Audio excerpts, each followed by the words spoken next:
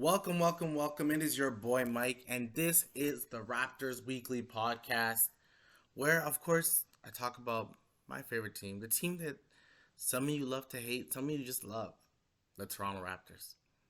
Now, I'm going to talk about a few things. Of course, Pascal, because I got to talk Pascal. I'm going to talk Fred, talk some Gary Trent, some OG, the bench unit. Right now, the team is 3-3. I don't know what a lot of people expected. But I kind of expected this. If you just look throughout the league, yeah, there's some outliers like the Blazers are a little of an outlier. Milwaukee's not an outlier. Milwaukee's like the best team in the league right now, and I think they're gonna stay that way for a while. They may win like 60 games. I think the way Giannis is playing, he may go for a third MVP. I think the Milwaukee Bucks are pretty good. But all in all, I think the league is so funny because like the Warriors are 3-3. If the playoffs stopped, they would be in the play-in. Like you have teams like Brooklyn that are just not good. Please check out the Brooklyn video that I'm gonna be sharing with y'all. Make sure you guys subscribe to my YouTube channel. Make sure you subscribe to everything I'm putting out there. I want to put out more and more. I just love talking about ball. It really just ball makes me happy. Basketball overall just makes me happy. I love doing these weekly Raptor talks. It brings life. It brings life to what are it brings life. I don't know what I'm saying here. I don't know. I just had some peanuts and I didn't drink water, so I'm just kind of just foaming at the mouth right now. But ultimately speaking, let's get down to it. Make sure, like I said, you like and subscribe. Comment below if you disagree with anything I'm saying. Make sure you comment. You can't just be a silent person. You got to comment on it. As I speak today, the Raptors are 3-3. I said I don't know what you guys expected. I don't know if you expect this team. I heard some fans are saying like, oh, this team should be at least 4-2. We should have beat Miami. No. We lost. That was the Brooklyn loss was a scheduled loss. I'm telling you, that was a scheduled loss. There's no way. I'm sorry, the Miami one was also a scheduled loss because we faced Miami after. So the Miami one was definitely a scheduled loss because you just had a crazy game against Brooklyn to then go fly to Miami. Nah, you weren't gonna win that game. You just weren't. But you won the second Miami game. You beat Philly the first game, and then you lost them the second time. Now, to talk about that second Philly game, sometimes it happens, yes, the Raptors could have executed a lot better. I think we can all agree the Raptors could have executed better. But when a man is like 9 for 9, like 6 for 6 in the 3-point, and just has like 25 points already, like nothing you can do. There's nothing you can do. That means there's someone who's on fire and you're just kind of watching it. Ultimately speaking, you're just watching a man just go to work. And there's nothing you can do about it. Sometimes when a player has that type of game, you just sit back and go like, you know what, no matter what we do, this guy's just going to hit buckets. I was in and out of the game a couple times. And the one time I was back in, and then I saw the down by 6, and then things happen, and then I see that at one point in the fourth quarter, I think it was like 6 minutes ago or something like that, and they're just down by like 10, but they're coming. Like you can tell, like okay, a nice couple stops, some runs. I think the Raptors can really cut this lead down. Have the fans backing. This could be really good. But then Maxey just hit I think he hit a 3, he had a layup, and you're like, oh shit, it's good. Today's Maxey's day. We all have discussed before. For some reason, Tyrese Maxey against the Raptors, this guy is prime Jordan. This guy's prime LeBron. He can't be stopped. I don't know what it is. I don't know if we need to change our defensive coverages.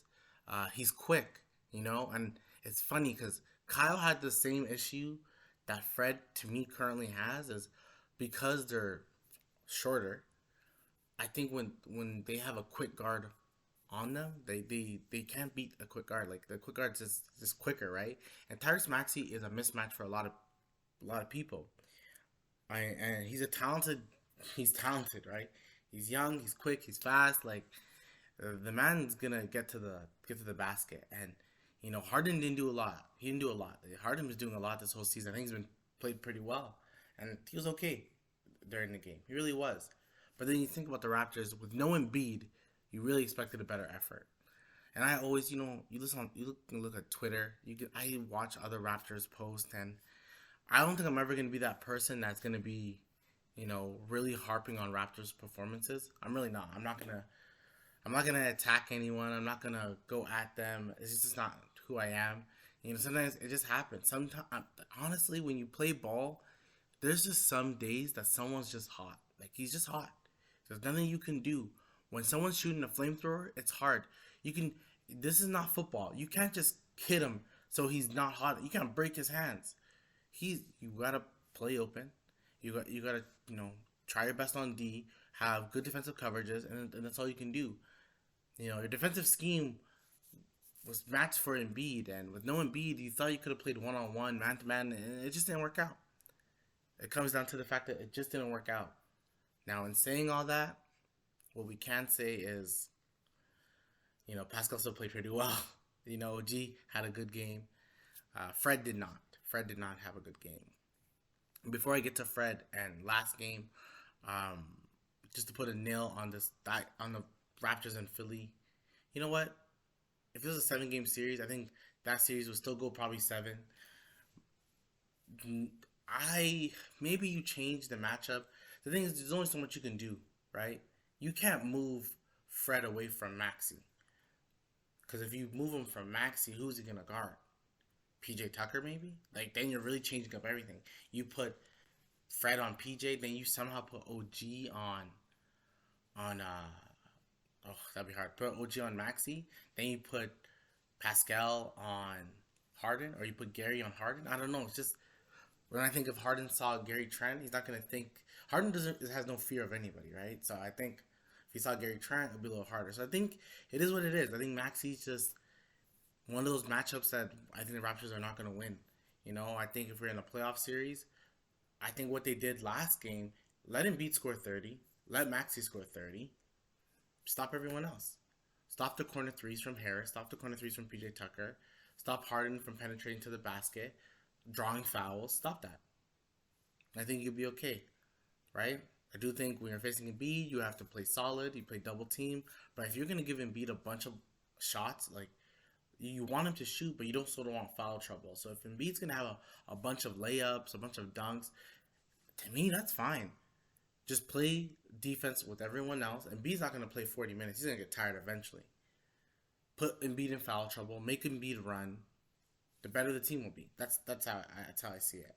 But the game happened. We moved past it. Let's just move past it. The one thing I want to talk about is the bench. Now, and the bench slash, the Raptors starters minutes. I think right now, at the beginning of the season, I don't think we should be worried about minutes. It's only now 6 games in. We're focused on something we shouldn't focus. It's just not game 60. It's not game 80. Heck, it's not game 20, okay? Let's give it a second. Not even game 10. Not even game 10. Why are we talking about minutes? Minutes, just let the guys get used to it. Eventually, once we get Otto Porter back, I don't know what happened to his personal life. Hope everything's okay. But once all those things happen and we get back to, a normal rotation, everything should be fine. I know some people are calling for Thad to play. I've always said Thad is not going to play a lot. I never thought Thad was going to play a lot this year. I think Thad is doing exactly what I would actually prefer. I want him to play spot minutes, but I really want him, I'm okay with having that vet there who really doesn't get a lot of minutes, but he's coaching a Boucher. He's coaching a Precious, especially a Precious. If Thad can teach Precious how to become a better, player, look at certain things, I think that's good, right? If he could help a Malachi Flynn, that's better. I'd like that part. I think that's what we need, right? Now, in saying that, at the end of the day, when we're looking at all this, we're trying to establish a bench unit, right? We have our starting 5. That's not changing. I think it's clear that we don't even need to change. We can play Scotty at the 5. We can play Pascal at the 5. We can play OG at the 5. There's no bigs. Even when they face Bam, there's no bigs that they have to truly worry about. If there's another big coming off the bench, we still have Birch, who's probably one of the strongest, if not the strongest guy on the team. Right, we still have Koloko who's getting a lot of minutes. We still have some size if we bring these guys off the bench, which is fine. We still got Boucher and Precious Achiuwa, so I think we're okay. Now, the bench, where we need a lot, we don't have a Gary Trent coming off the bench, and I'm fine with Gary Trent not coming off the bench. I'm actually fine. I would like Gary to actually play more with the bench, especially when they're going to the zone, because they go to zone a lot when it's the bench, because you're pressuring Precious and Boucher to hit a lot of threes, and they're not hitting it at that clip that you're hoping for. That's why a lot of people want Thad, because if Thad is there, you put that in the middle. That's how you try to break a zone. Put someone in the middle who can get a floater up or pass the ball, and Thad can do that. He can get everyone involved in the middle, and that's what we want to see. But it is what it is. You kind of play with what you have. If everyone wants to play zone, you got to try to. Only how you can break the zone is if a Gary and a Fred are on the court together. That's why, you know, and I'm gonna get to Gary, but I said it last week. I'm gonna say it again. Gary is needed. He may be your biggest trade asset, him and OG, but Gary's needed. And I say asset because I don't think you're trading Pascal. You're not trading, definitely not trading Scotty, and I don't think you're trading Fred unless you're honestly upgrading from Fred. And I don't know if you have to get a top 5 point guard to replace Fred, in my opinion. I just not saying Fred's not probably top 10, but you have to get someone who's gonna be a game changer to put on that team if you're gonna ever trade Fred. So I don't see those 3 guys getting traded. But Gary's very needed. But with the bench, we have Precious, we have Boucher, who are the 2 most consistent. Coloco's getting minutes, and Banton's getting minutes. The question of how we fix the bench more relies on, if Malachi Flynn can be more of a scorer when he's playing, and have him or Banton can play the point, or you can, if they're with Scotty or with Pascal, they're going to be the real point of attack guys. But really, you just want someone Boucher's getting 10 points a game, and so is Precious. I think you also want to see if Malachi can, hit more threes.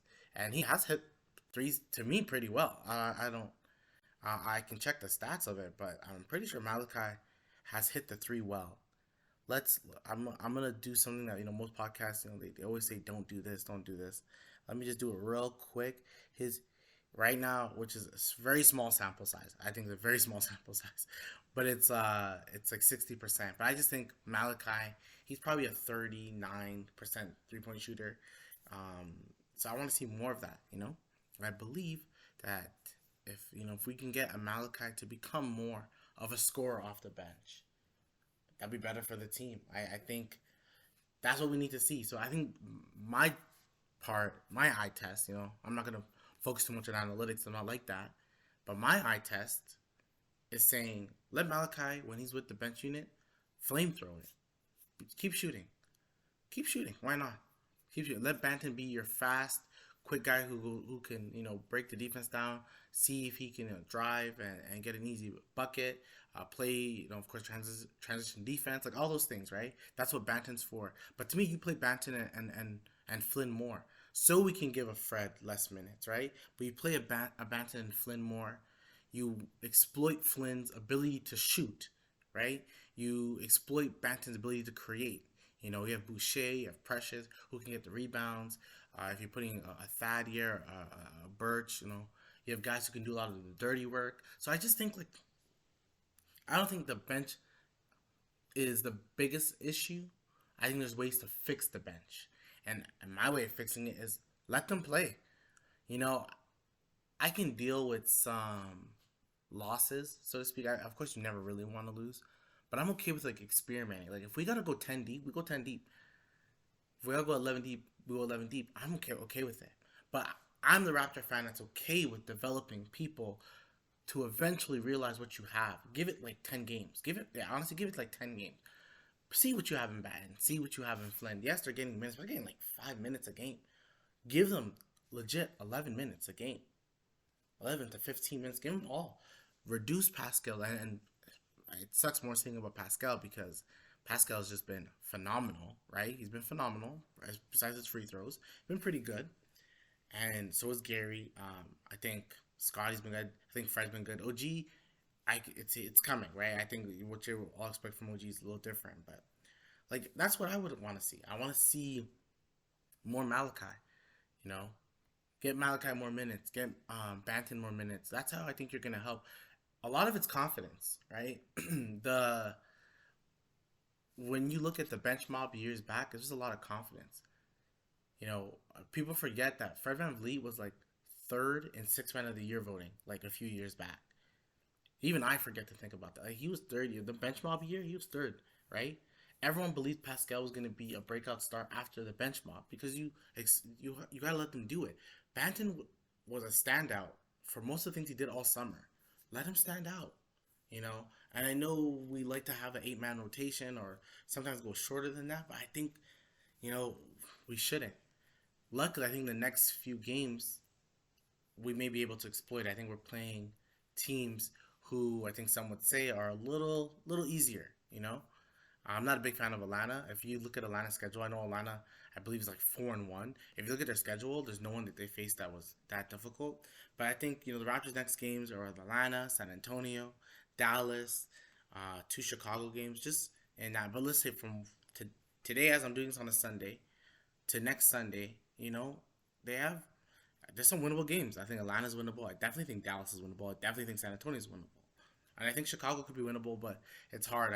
When there's dynamic guards that can score, it really like Boston, it really hurts them. And then they have a streak of Houston, Oklahoma City's been okay, and Indiana, who has actually been okay. Actually, those teams have all been okay. I think this year and NBA's been okay, but I think they're winnable games. They're more winnable games for the Raptors. So in saying all that, what I can see is that just play them more, play Malachi more, play Banton more, see what we have. If it's nothing, then we know it's nothing. If it's something, we'll see if it's something, and that's only how we can tell. But doing it, we're just in a hamster wheel right now, and it doesn't make a lot of sense. Now let me talk about Pascal Siakam. Pascal still continues to be amazing. Uh, I'm proud. I'm just proud of what I'm seeing. Like it sucks. Like it's why I see. I'm like stuttering because I saw what people were saying back then, right? And I keep dwelling on it. Even on Twitter, I dwell on it. Like I dwell on what people were saying about Pascal because it was like frustrating to watch. There was the bubble, the beginning of the Tampa season, and that's it. The end of the Tampa season, Pascal was pretty good. Like if people actually watch those games, Pascal's were pretty good. Then the next season, which was last season, was Pascal had a shoulder injury, came back. He wasn't struggling. He was just getting back to rhythm. Got back to rhythm, and then look, like had a really good season, a third team All NBA.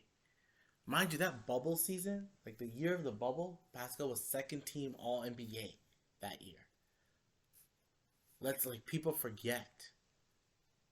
He had one bad season, and now he's a 2 out of the 3 past years been All NBA. He's playing like All NBA right now. He has 25, 9, and 7. I think the only guys who are doing this right now. I think they said it's only LeBron, but I think if we probably check again, it's probably LeBron, Luka, maybe some Jokic. Like hear that, and then probably Giannis. Like Pascal's in these numbers, right? If Pascal can just, I don't think Pascal's gonna average 25. I hope he does. Honestly, my biggest thing, I want Pascal to shoot and score as much as he wants to. I think we should give free reign to Pascal because at the end of the day, he's on such a hot streak. When someone's on a hot streak, you let them do what they want to do. Like Gary Trent, let him do it. If you see it going, you let him go. And I think the two best players on the Raptors so far have been Pascal and Gary Trent. I think those two are so needed together. I've actually been very impressed with Gary Trent this year, and I'm not gonna say I'm the biggest Gary Trent like I'm not the I love Norman Powell, right? I love Norman Powell. It sucks for me to kind of see it all happen, and I was kind of with a lot of people in saying we bench Gary, and I can still see it now in some sense, but Pascal and Gary's both of them have the ability to just like they're getting the ball in the basket. They're getting it in the basket. They're finding ways to get the ball in the basket. Pascal is finding Gary Trent in like the corner or somewhere, just ability to hit threes. Like Gary Trent is what I'm starting to really like about Gary, and I'm not sure if other people are noticing this about Gary Trent Jr. He is deciding to become a role player, and he's playing his role, and I think that's special to see. That's the difference. What I'm seeing, Gary Trent is becoming a special player because he's taking on the role that we all can see. He's a gunner. He knows it. The team expects him to shoot. The team wants him to shoot. He scored 27 points, 0 assists, 0 rebounds, 0 across the board. Norman Powell special, right? Because your goal is to score. We want you to score the basket. You can score the basket. Do it. Do what you're good at. He's still still an active defender. Like, he has been pretty active. I think in Portland, he saw CJ and Dame not play defense, so he decided not to play defense. And that's why, like, see, I want to talk about Pascal, but I just think Pascal and Gary, I got to put them both together. It's just, they're both so needed for this team. Offensively. Defensively, Pascal's been great. Been a great help defender. So I think ultimately speaking, what I'm watching and what I'm seeing is, like, the way we got to view this team scoring wise, it goes Pascal number 1, and it goes. You can still say it goes Scotty, but it's more like, but it really goes Fred. Fred actually shoots a lot. I think this last game really hurt his averages, but ultimately, it's Pascal, and then you can go say it's. Honestly, I think it's Pascal number 1, and all the rest of the 4 is whoever's hot that day. That's what it really is. Pascal and whoever's hot that day, and if. But come playoff time, like I said in last year's Philly series, and I'm saying it again, in any playoff series, you want Pascal to be your number 1 guy. This season, number 2 has to be Gary Trent. He's pretty much a taller version of Freddie. He can score the basket easier than Freddie can. Fred is that fourth quarter shooter. Like, all it is in basketball, like I said, this is all eye test. I think I should make a podcast called Eye Test. This is just eye test. With your eye test, you need timely shooting. You don't always need that player to shoot 40%. The reason why the Brooklyn Nets beat Toronto was because they passed it to Royce O'Neal. He got the ball in and he scored. Royce O'Neal was like shit all game. Timely scoring. That's all it is. It's timely scoring. Some of the best players don't hit game-winning shots. Some people who hit the best game-winning shots are like Robert Horry, right? Derek Fisher. These are timely shots. You need timely shots. It's always been. Fred was those guys, pretty much for the playoff series. It went Kawhi, it went Pascal, it went Kyle, but everyone else hit timely shots. Serge Ibaka was such a huge role for them.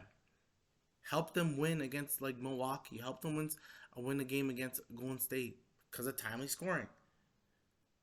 Right? And that's what Fred is. But Pascal and Gary are going to have to be those guys who score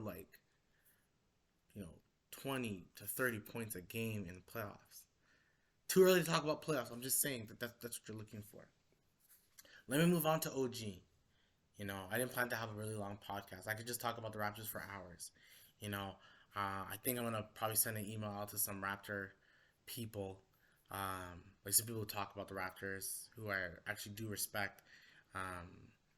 To see if they would ever hop on a podcast with me to talk Raptors, because I just love talking about them. So part of me wants to just kind of do that with them like I did in the past. The Raptor people who used to talk Raptors back in the day don't talk. Some of them still talk Raptors, but there's so much of new media now that talk Raptors. So it's always good to kind of chat with the new media of Raptors, so to speak. But yeah, let's talk about OG. I want OG to be the 15 to 18 point scorer and play awesome defense. I know everyone wants to see OG have a Pascal Siakam type leap. I don't think that's in his game. I don't think it's in his game. I think OG's a good playmaker for what we see OG. I think he's a good playmaker. He can definitely shoot the ball. His mid range is not bad, actually, not bad at all. I think I personally want to see more in OG. I think we can all say we want to see a little bit more in OG. Now, in saying that, I think we've seen a good amount of OG. So, but yeah, I think I'm really, I like this version of OG. He's been the probably the best defender we had on the team. He's been everywhere. He's able to just do everything, and I like that. So I just think the best version of OG is that a guy who can just like everyone wants an OG. So like I would never trade OG unless you know Brooklyn Nets are calling and saying we'll take OG Gary and one draft pick. Okay, then you'll get Kevin Durant because it's Kevin Durant at the end of the day. But if I'm trading OG like Royce O'Neal he got the what's that team? The Jazz got a first round pick for Royce O'Neal. For DeJounte Murray, they had to give up like what 2 picks and a pick swap. So you're telling me, and I'm not saying DeJounte's probably better than OG, but defensively, come on, not that like they're almost the same. You know, DeJounte was the main guy in San Antonio. OG is scoring. He scored like 16 points last year, being the fourth option on this team. Arguably, OG's the fifth option. Pascal, Fred, Scotty, Gary, OG.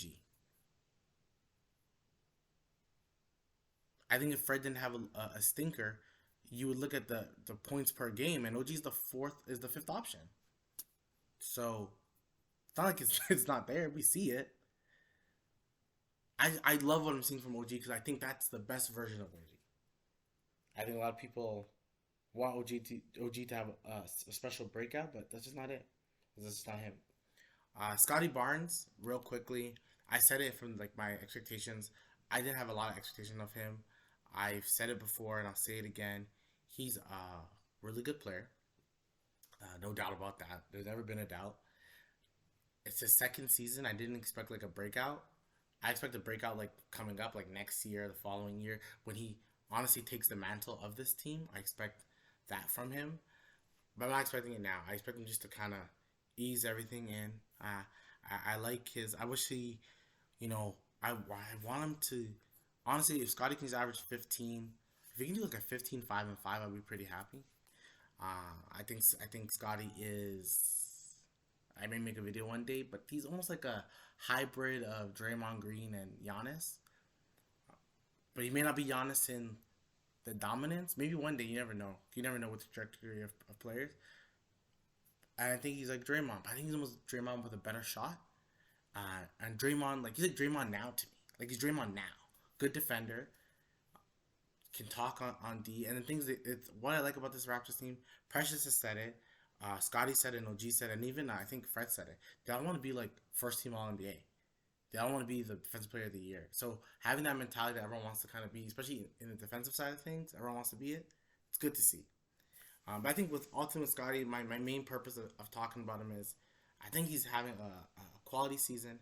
I do think the one thing is the area that I feel he needs to work on is he needs to work on his emotions in the sense of he already is like the energy guy for the team.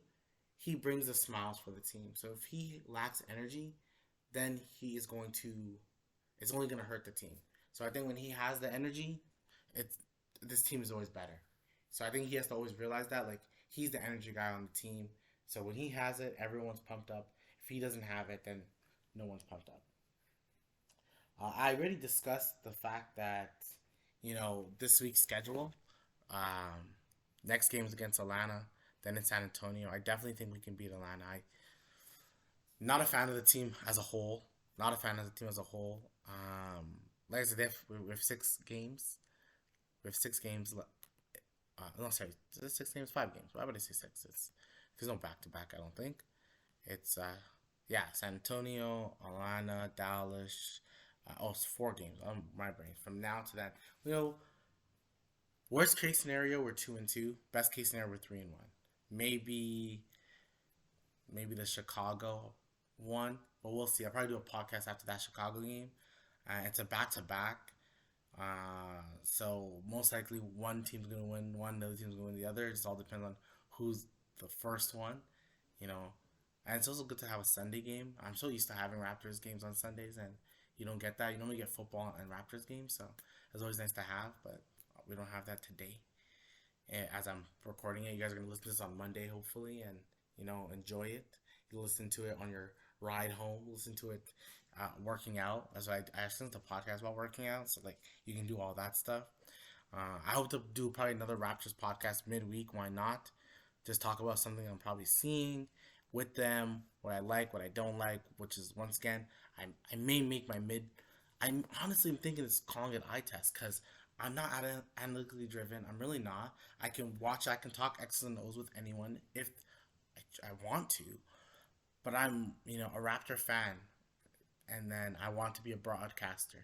Now I'm a Raptor fan pretending to be a broadcaster, according to the guy who works for Locked On Warriors.